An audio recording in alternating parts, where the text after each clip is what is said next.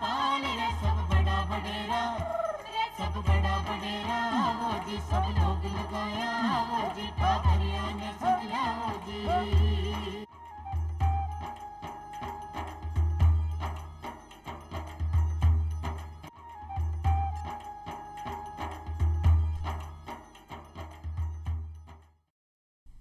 चौपाल देखवाळा सगळा ग्रामीण भाई बहना राम राम सा भाई बहना जो चौपाल रमा यहाँ पर रोजीना नवा नवा विषय ले हताया करा और सामटी जानकारी हासिल करा। उन्हीं प्रकार आज भी आपने चौपाल रमा यहाँ पर एक न्यारो निर्बल और एक नवादो विषय ले हताया कर और खासा मैं तो जानकारी हासिल कर भाई बहना आपने ग्रामीण स्वशासन गाँव का लोग गाँव पर खुद का ऊपर खुद ही शासन करे, यही नियत के साथ पंचायतों को गठन किया गया है और पंचायत ही है जिसके गाँव का विकास में महत्वपूर्ण भूमिका निभावे। और बड़ी खुशी की बात है कि जिसका पंचायती राज की व्यवस्था अपना देश के मायने की है। भारत का पहला प्रधानमंत्री पंडित जवाहरलाल नेहरू जी अपना राजस्थान के नागौर के मायने शुरुआत करी और आज पूरा देश के जिसका गांधी जी की हो के भारत की आत्मा गाँव के मायने निवास करे और गाँव का विकास करवा के लिए पंचायत की कितनी भूमिका है, ये विषय ने लेकर आप बात कर अपना विषय भी वही है कि ग्रामीण विकास के मायने पंचायत की भूमिका और जी की जानकारी ले ग्रामीण का विकास के लिए जी की आधारभूत व्या करे गाँव के जी की रीढ़ की हड्डी व्या करे। भाई सरपंच साहिबा शारदा मेहता जी अपने विषय पधारी है। शारदा मेहता जी काड़क पंचायत सरपंच है और इसका सरपंच संघ जोबनेर का अध्यक्षा भी है। आप चौपाल स्टूडियो में घणो घणो स्वागत है। शारदा जी आज आप गांव का विकास की बात करते हैं और गांव का विकास के मायने तो सरपंच ही है जो गांव को प्रधानमंत्री है और सरपंच एक इनको प्रतिनिधि है, इनको जनप्रतिनिधि है, इनको नेता है जो को जनता सीधो जुड़ाव रहे। वो हर गांव का टाबर ने जाने, हर गांव का बुजुर्ग ने जाने, महिला ने जाने, गांव की हर एक समस्या ने भी जाने। कोणा पर कौन सा मोड़ के जो है जो खतरनाक बैठे अपन कहीं बनवाणु कटे गए, यानी कि सरपंच गांव का विकास को मेन बिंदु है। और भी नाते आप खुद भी एक सरपंच हो तो आपने एक खुशी भी मिले कि आप गाँव का विकास करा। तो सब पहले तो आप बताओ कि उसको आपकी पंचायती राज व्यवस्था है, वो पंचायती राज व्यवस्था कहीं है? जब पंचायती राज व्यवस्था लागू कौन हुई थी विश्व पहली राजतंत्र चालो छो कि राजा को बेटो फिर वो शासन चलाओ लो, फिर भी को बेटो शासन चलाओ लो। तो आज जो प्रथा चलती आ रही थी ये प्रथा ने बंद करवा के लिए पंचायती राज व्यवस्था चालू हुई।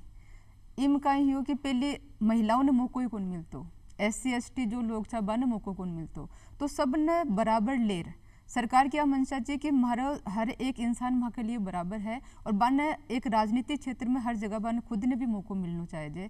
तो ये नजरिया सु सरकार त्रिस्तरीय व्यवस्था ने लागू करी जिसमें सबसे बड़ा लेवल पर जिला स्तर पर जिला परिषद है, 20 नीचे ब्लॉक स्तर पर पंचायती राज है और सबसे नीचे आपने ग्राम स्तर पर ग्राम पंचायत है। मतलब ग्राम पंचायत ही गांव का विकास करवा की एक सौ मोटी सौ बड़ी की संस्था बा है। और साथ में आप त्रिस्तरीय व्यवस्था बताई कि जिला के ऊपर एक जिला परिषद व्या करे और ब्लॉक स्तर पर या पंचायत समिति के ऊपर पंचायत समिति व्या करे, फिर ग्राम, तो जी 3 स्तर पर बांटी गई है। तो आज की पंचायत समिति और जिला परिषद है, एक कहीं ग्राम पंचायत की मॉनिटरिंग के लिए है या क्या के लिए बनी है? फिर सबसे पहले जो सरपंच होते हैं ग्राम पंचायत पर एक धरातल से जुड़ा हुआ इंसान, उसको पूरा पता होता है कि कौन सा काम कहाँ जरूरी है। अभी आपने जैसे बताया कि कौन सी रोड कहाँ बननी है, तो ये सारी चीज़ें वहाँ पर रहने वाला इंसान बहुत अच्छे तरीके से जानता है। तो वो वह जो काम करेगा उससे ऊपर पंचायत समिति का रहता है। तो जो बजट होता है वो हमारे 75% गाँवों को दिया जाता है, पर इसमें से 20% होता है जो पंचायत समिति के द्वारा दिया जाता है और 5% होता है जो जिला परिषद लेवल पर होता है। गाँव में अमूमन देखा जाता है कि पक्ष विपक्ष चलता रहता है, तो कुछ लोगों के काम हो नहीं पाते हैं, तो वो अपने इन कामों को पंचायत समिति के द्वारा या जिला परिषद लेवल पर करवा सकता है। यानी कि सरपंच भेदभाव कर कौन सके। हाँ। और करनू भी चाहो तो भी के लिए तैयार बैठी पंचायत समिति और जिला परिषद। जी हाँ, 2 सरपंच आमने सामने लड़ा और दूसरा काम नहीं हो पा रही तो वो बिठा के माध्यम से भी करवा सकता। तो बहुत बढ़िया सोच समझ कितनी बढ़िया व्यवस्था करी गई है। तो एक मैंने पंचायत समिति और जिला परिषद तीनों की बहुत ही महत्वपूर्ण भूमिका है। तो आप एक सरपंच हो, एक सरपंच की गाँव का विकास में सीधी सीधी कहीं भूमिका है। जैसे एक बॉडी के लिए रीढ़ की हड्डी काम करती है, उसी प्रकार ग्रामीण विकास के लिए एक सरपंच काम करता है। सरपंच को पता होता है कि आए हुए बजट को कहाँ कितना प्रतिशत मुझे कहाँ खर्च करना है, कहाँ किसकी ज़्यादा ज़रूरत है। जैसे अपन एक रोड की बात करें कि हम जैसे मैं एक सरपंच हूँ तो मेरे पास 10 लोग आते हैं कि हमारी सड़क बनवाओ, हमारी सड़क बनवाओ। तो हम ये सोचते हैं कि किसी के साथ भेदभाव ना हो, कि हम अपने लोगों के काम करवाएं, विपक्ष वालों के काम ना करवाएं। तो इन चीज़ों को दूर रख करके कि हम कि कहाँ किस चीज़ की ज़्यादा ज़रूरत है उस चीज़ को फोकस करके वहाँ पे हम उस पैसे को लगाते हैं सर। यानी कि ते को एक पहली तो आकलन करो जाए कि कट्ठे कहीं विकास होना चाहिए और बिना किसी भेदभाव के भाई वो अपन वोट दिया है कि नहीं दिया है। हाँ। बहुत बढ़िया व्यवस्था। और आप तो जो सरपंच का रूप के मायने अरे बबी एक महिला अब आज यहाँ बताइए भी हाँ कि पहली कुछ जनसंख्या में जगह कम लोग हाँ वन को नहीं मिला कर तो मौको और महिलाओं तो मिला ही कौन कर तो। और आज के टाइम का तो देखा तो महिला सशक्तिकरण में आप देखा तो राष्ट्रपति भी महिला बन चुकी है, अपने राजस्थान मुख्यमंत्री बन चुका है। आज तो महिलाओं को चारों तरफ दबदबो है। जैसे राजस्थान सरकार है, यहाँ पहले 33% मतलब ये था कि महिलाएं 33% महिलाएं रहेंगी, लेकिन अब उसको बढ़ा करके उन्होंने 50% कर दिया है। 50% कर दी जी सर। राजनीति में आप एक महिला हो और कठिन कठिन कावत किया अगर आपने के गोड्डा है जगह पेट का नहीं मुड़े तो ताको जो सॉफ्ट कॉर्नर रहे जो महिलाओं के प्रति ज्यादा रहे विकास के मायने सर, ये मैं कहूँगी चाहे इसे भेदभाव कहा जाए या कुछ भी, कि हाँ मेरा फोकस लेडीज़ के ऊपर ज़्यादा रहता है, क्योंकि ज़रूरत भी है कि एक तरीके से वो पिछड़ी हुई हैं सदियां तक दोहन हुई। बिल्कुल सर, इतना शोषण हुआ है उनका, और आज अगर उनको हम पुरुषों के लेवल पे लाके खड़ा करना चाहेंगे तो हमें जरूरत पड़ेगी कि हम ज़्यादा उन पे फोकस करें। तो ये थोड़ा सा मैं भेदभाव करती हूँ। अच्छा, आप ग्रामीण विकास की जी बात कर रहा हूँ तो ग्रामीण विकास के मायने स्वास्थ्य भाई शहर का मैंने तो बड़ा बड़ा हॉस्पिटल भी वैसे पकाना हुआ तुरंत बटे पूग जाए। गाँव का मैंने स्वास्थ्य ने लेर पंचायतें कई भूमिका है। ग्रामों में हर जगह आंगनबाड़ी केंद्र होते हैं। जैसे महिलाएं, कोई गर्भवती महिला है तो गर्भवती टाइम से लेकर के उसकी डिलीवरी टाइम तक और बच्चे होने के बाद तक टीकाकरण किया जाता है। आंगनबाड़ी के द्वारा उनको पोषाहार दिलाया जाता है, और जो एनएम होती है वो उन्हें समय समय पर उनको मोटिवेट करती है कि आपको कब कौन सी मेडिसिन लेनी है, क्या आपके डाइट चार्ट होना चाहिए एक बच्चे को लेकर के। तो ये सारी जानकारी हम उनके द्वारा उपलब्ध करवाते हैं। इसके अलावा अभी राज्य सरकार की एक योजना थी उड़ान, उसके तहत बालिकाओं को समय से पहले माहवारी के बारे में उनको जानकारी दी जाती थी कि लड़कियां जब फर्स्ट बार महामारी आती है तो वो उस चीज़ों को लेकर के समझ नहीं पाती और वो संकुचित होती है और विद्यालय भी नहीं जा पाती है। तो उन चीज़ों को लेकर के हम उनको समझाते हैं कि ये एक साधारण प्रक्रिया है और इसके से संबंधित हमें कौन कौन से स्वास्थ्य संबंधित और कौन सी स्वच्छता है जिसका हमें स्पेशली ध्यान रखना होता है। देखो गाँव के मैंने आप अगर बात करा बालिकावां लेर लड़कियां लेर तो जी हाँ सैनिटरी नेपकिन को प्रयोग है ये बहुत ज़्यादा जरूरी है जी सर। और सैनिटरी नेपकिन को प्रयोग आप गांव में नहीं कर रहे हैं, एक दूषित कपड़ा को ही प्रयोग कर ले और भविष्य के मैं चादर माँ के स्वास्थ्य के ऊपर बहुत नकारात्मक प्रभाव पड़के। तो ये बात की भी चेतना जागरूकता बालिकावां तक मांग तक पुगनी चाहिए। एक महीने में आप कहीं करो आप इसके तहत तो ये है कि पहले उनको अवेयर किया जाता है कि सैनिटरी नैपकिन बहुत ज़रूरी होते हैं और हर 6 घंटे के अंदर उसको चेंज करना होता है। इससे उनमें जो महिलाओं को लेकर के स्पेशली गर्भ से संबंधित कैंसर बहुत ज़्यादा होते हैं, और इसके पीछे का सबसे बड़ा रीज़न यही है कि वो अपने स्वास्थ्य को लेकर के सचेत नहीं है। अपने रोज़मर्रा के काम में इतनी बिजी होती है कि वो अपने स्वास्थ्य की तरफ ध्यान ही नहीं दे पाती। बच्चे को कब क्या खिलाना है, घर का और काम है, उसका फोकस उसके ऊपर ही होता है, खुद के ऊपर नहीं होता। तो हम उनको अवेयर करते हैं कि सबसे पहले ज़रूरी चीज़ आपका खुद का स्वास्थ्य है, आपका खुद का शरीर है। उस पर फोकस करोगे तो आप परिवार से संबंधित जो भी जिम्मेदारियां हैं उनको और बेहतर तरीके से आप निभा सकोगे। बाल विवाह है, मृत्यु भोज है, झाड़ा फूंक अंधविश्वास है, ये इनकी कुरीतियां हैं आने दूर करवा के मैंने आपका स्तर पर कहीं प्रयास करो या पंचायत की कहीं भूमिका है, कहीं अधिकार है? पंचायत का तो इसमें ऐसा होता है कि सर जैसे मृत्यु भोज है पहले की तुलना में देखते हैं तो आज बहुत कम हो गया है। बहुत समझने लग गए हैं लोग कि हम किसी इंसान के ख़त्म होने के बाद में उन पर खर्च करते हैं, उससे बेहतर है कि वो जब जिंदा है तभी हम उसकी बढ़िया सेवा करें। तो हमारा ये होता है कि गांव में जो भी प्रतिष्ठित लोग हैं, बड़े बुजुर्ग हैं, हम सब उनसे बैठ करके मीटिंग करते हैं और जो भी समाज से संबंधित कुरीतियाँ हैं, दहेज प्रथा भी है, ये अपना मृत्यु भोज भी है, बाल विवाह है, कन्या भ्रूण हत्या है, घूंघट प्रथा है, इन सब को लेकर के हम बातचीत करते हैं और एक टीम बना करके उनको दूर करने का हमारा प्रयास रहता है। बहुत बढ़िया बात। आप बताइए कि गांव का लोगों से बैठो मिलो, आपका विचार बताओ, बने को क्या लोगन समझो, क्योंकि बाको प्रभाव भी पड़ा एक समाज में होल्ड रखे, बाको एक निजी नेतृत्व भी करे। तो आप ये मीटिंग कर बताओ तो आप देखा ही देश के मायने तो आपने देश की सौ बड़ी पंचायत संसद अपने हर राज्य के मायने एक व्या करे विधानसभा, और हर एक ऋतु के मायने में सारा एक जगह में विचार विमर्श करे। कोई सत्ता कोई चीज थोपरी है तो विपक्ष भी को विरोध भी करे। जी संसद की कार्रवाई विधानसभा की कार्रवाई देखें तो बियन की व्यवस्था कोई पंचायत में भी है कि सारा एक जगह बैठे, कोई प्रस्ताव रखियो जाए, वो गांव का अनुकूल नहीं है तो भी कोई विरोध भी हुए, फिर प्रस्ताव बदली भी जाए, इनकी कोई ग्राम सभा की भी कुछ हुए के? हाँ होती है। राज्य सरकार के द्वारा एक साल में 4 ग्राम सभा होती है एक पंचायत के अंदर। 26 जनवरी, 1 मई, 2 अक्टूबर और 15 अगस्त, इन 4 दिन में ग्राम सभा होती है। फिर न्यायालय के द्वारा थोड़ा इसमें संशोधन किया गया कि जरूरी नहीं है कि आप पर्टिकुलर इसी डेट को आप ग्राम सभा का आयोजन करो, आप इसके 15 दिन पहले भी ले सकते हो और 15 दिन बाद में भी ले सकते हो। तो ऐसी बहुत सी समस्याएं होती है जिस पर हम अकेले निर्णय नहीं ले पाते, तो उन मुद्दों को लेकर के इन ग्राम सभा के अंदर हम उन मुद्दों को रखते हैं। जो भी कोई योजनाएं होती हैं जिसका हमें कोई डायरेक्ट फायदा ही नहीं मिल रहा है, तो हम उनको ग्राम सभा के द्वारा अनुमोदित करके संबंधित विभाग को भेजते हैं कि आपकी ये योजना है, इसमें हमें ये प्रॉब्लम आ रही है, इसको हम इस तरीके से और बेहतर बना सकते हैं। तो ऐसा फिर हम ग्राम सभा के द्वारा करवाते हैं। बहुत बढ़िया व्यवस्था है, मतलब सेमियन की व्यवस्था ठे है।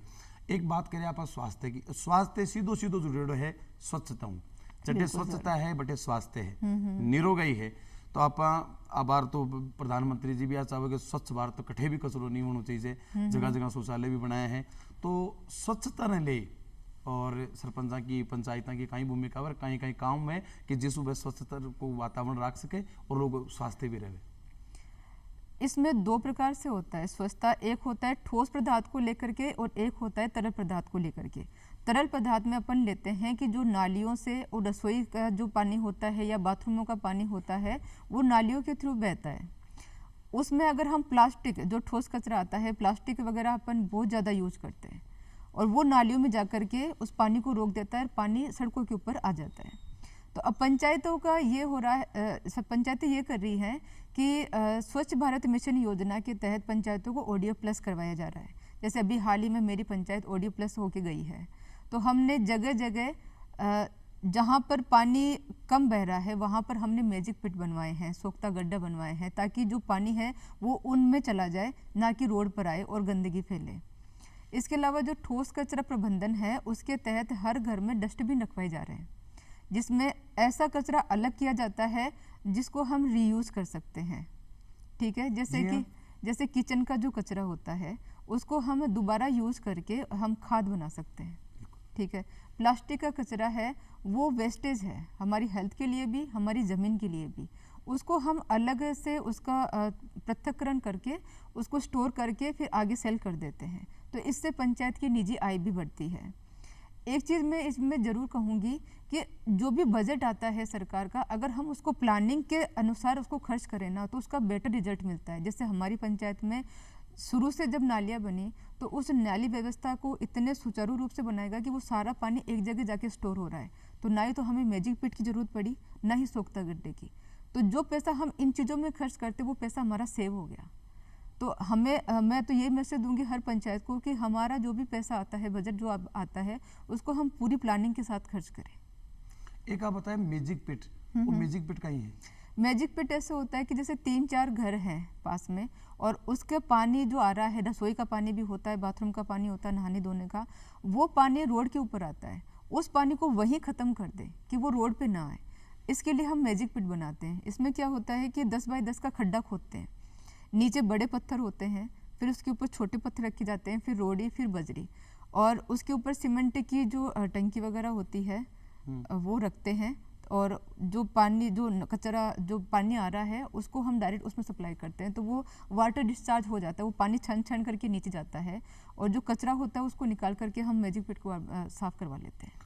कहने का मतलब जमीन के में भूगर्भ में पानी जा रही है, हाँ, दूषित नहीं हुए, गंदो नहीं हुए, ताकि वो जमीन में रिचार्ज हुई है, बाद में भी ना आप वापस जमीन से निकला, हाँ, आप पेयजल के रूप में भी ले सका, और गंदगी सड़कों पे भी नहीं जाएगी। सड़की बात तो है ही है। साथ अब भी है कि भूगर्भ को जो जल है, कितनी बड़ी सोच है, हाँ, भूगर्भ को जल भी दूषित नहीं करा आप, पर आप यहाँ डायरेक्ट छोड़ दे तो वैसे वो जो साबुन का कोई भी केमिकल का जगह पदार्थ है भूगर्भ में भी जैसी भविष्य में अपनी पीढ़ी में पानी पीसी तो वो एक पानी दूषित मिलती है। मैजिक पिट तो बहुत शानदार है, और हर 4-5 घर के बीच का मैंने बनानू चीजें, ताकि धरती को स्वास्थ्य भी ठीक रहे, आपनों भी स्वास्थ्य ठीक रहे, और धरती के पानी भी रिचार्ज होते रहे। इसके साथ ही जो गवर्नमेंट है उन्होंने अभी जल संरक्षण पे विशेष तौर पे जोर दिया है, चाहे वो केंद्र सरकार हो या राज्य सरकार हो। अभी केंद्र सरकार के द्वारा अपने प्रधानमंत्री जी ने मन की बात बोली थी, उसमें उन्होंने कहा कि हर जिला स्तर पर कम से कम 75 अमृत सरोवर बनाए जाएंगे, हर जिले पर 75। उसी प्रकार से जो राज्य सरकार है उनका ये मानना है कि जितना हो सके हम रेन वाटर को स्टोर करें। तो इसके लिए उन्होंने रेन वाटर हार्वेस्टिंग का मतलब प्लान करवाया है। हर पंचायत में जितनी भी सरकारी बिल्डिंगें हैं वहाँ पर उन्होंने रेन वाटर हार्वेस्टिंग बनवाया है। इसके अलावा जो गाँवों के अंदर SC ST या BPL परिवार है उनको आज हर जगह देखा जाए तो पानी बहुत कम है, तो उनको पानी की उपलब्धता होती रहे, जो खेती का जो पानी है वो उनको मिलता रहे, इसके लिए उन्होंने फार्म पॉन्ड की व्यवस्था करवाई है। इसके अलावा घर में पानी की व्यवस्था चलती रहे पीने के लिए, तो टाके का निर्माण करवाया है। बहुत बढ़िया, यानी कि अपने ऊपर निर्भर हो जाए और अपनी समझदारी से थोड़ा काम करा तो आप के ऊपर भी पानी के लिए कोई समस्या का मोहताज कौन रहे, हमारा अपनी की समस्या में है माना आप दूर भगा सका, अपना जीवन खुशहाल बना सका। अब बात रही आप जहाँ पानी की रिचार्ज की है, पानी का निस्तारण की है, लेकिन फिर भी एक सार्वजनिक कचरो है। कई बार आप देखा अपना बाजार में है कोई चीज खाई बठेरे पर भी को फेंक दियो, पानी पिए पानी की बोतल फेंक दी, पेड़ा का पत्ता भी गिरे है, चालता बारा पशु गोबर भी कर दियो, तो उसको सार्वजनिक जगह पर जो कचरो भी को निस्तारण के प्रकार से करो जाए। जिस प्रकार से अभी शहरों के अंदर घर घर से कचरा लाया जा रहा है, यही प्रावधान अब ग्रामीण क्षेत्र में भी प्रारंभ हो चुका है। तो अब जैसे शहरों में गाड़ी लगाई गई है कचरा उठाने के लिए, वैसे ही गाड़ी गाँव में भी लगाई जा रही है जो घर पर जाकर के कचरा इकट्ठा करके लेके आएगी। लेकिन जो सार्वजनिक स्थान होते हैं वहाँ पर डस्टबिन रखे जाएंगे, लेकिन मेन चीज़ ये होती है सर कि जब तक लोग इन चीज़ों से जुड़ नहीं पाएंगे ना, ये योजनाएं कभी भी सफल नहीं हो पाएगी। अब सरकार क्या कर सकती है, एक डस्टबिन रखवा सकती है, गाड़ी लगवा सकती है, ठीक है, उनका काम यहीं तक ही है। लेकिन जब तक लोग जागरूक नहीं होंगे कि हाँ हमें कचरे को उठा के डस्टबिन में ही डालना है, तब तक ये योजनाएं सफल नहीं हो पाएगी। तो मेरा ये प्रयास रहता है कि जब भी हमारी कोई मीटिंग होती है, कोई भी प्रोग्राम्स होते हैं, वहाँ पर इन्वाइट किया जाता है सरपंच को। कोई भी छोटा मोटा प्रोग्राम होता है, स्कूल का होता है, या जैसे अम्बेडकर जयंती होती है, तो वहाँ पे भी लोग काफ़ी बड़ी संख्या में इकट्ठे होते हैं। तो ऐसी जगह जाकर के मैं उनको मोटिवेट करती हूँ, स्पेशली महिलाओं को, कि स्वास्थ्य जो सफाई का काम होता है वो महिलाएं करती है। तो मैं उनको मोटिवेट करती हूँ कि जैसे आप घर में अपना साफ़ सुथरा रखते हो घर को, तो ये गाँव भी तो अपना ही है, क्या इसके प्रति आप लोगों की जिम्मेदारी नहीं है? तो वो काम भी अपन को मिलके करना है। जो संसाधन आपको चाहिए मैं आपको अवेलेबल करवाऊंगी, बट उन संसाधनों का हम बेहतर तरीके से प्रयोग कर सके उसमें तो आप लोगों को सहायता करनी ही पड़ेगी। तो महिलाएं